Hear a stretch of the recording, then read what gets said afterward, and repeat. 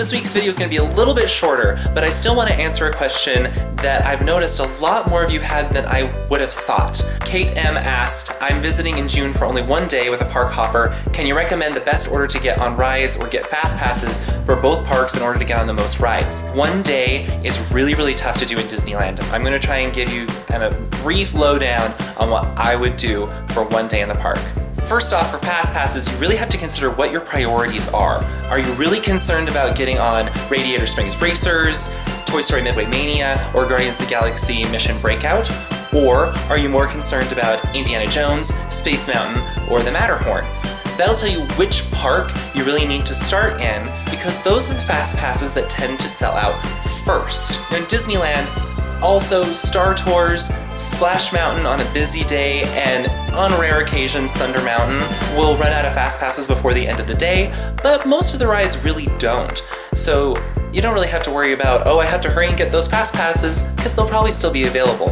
And California Adventure, outside of those three, the rest of them hardly ever run out of FastPasses, so it makes things really easy. In terms of the order that you should go into, my personal recommendation would be to start off the day at Disneyland. You need to be there as soon as the park opens. Be there for the rope drop. If you and your group are more interested in those classic Disneyland rides, like the dark rides, and just the simple pleasures and thrills, then you're going to want to start off the day in Fantasyland and Tomorrowland. However, they do tend to be a little bit busier. If your group doesn't care so much about those rides and are more concerned about some of the other bigger ones, then I would recommend you start off in the west side of the park.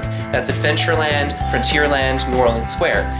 Those stay really slow for the first few hours, and so you can get a lot done over there without a fast pass, and in some cases walk right on some of the major rides. Around lunchtime is when you can really think about switching over to California Adventure if you do have a park hopper, because you can get some of those other fast passes over there at that time, and the lines there tend to stay very consistent the whole day. They don't change much, and they're never really that bad. They don't need a lot of immediate attention. They can kind of be fit in whenever. Come the late afternoon or evening, that's when you're just going to want to check on when fast passes are available, what the wait times look like, and just kind of play it by ear from there, because it changes from night to night. It's really hard to say.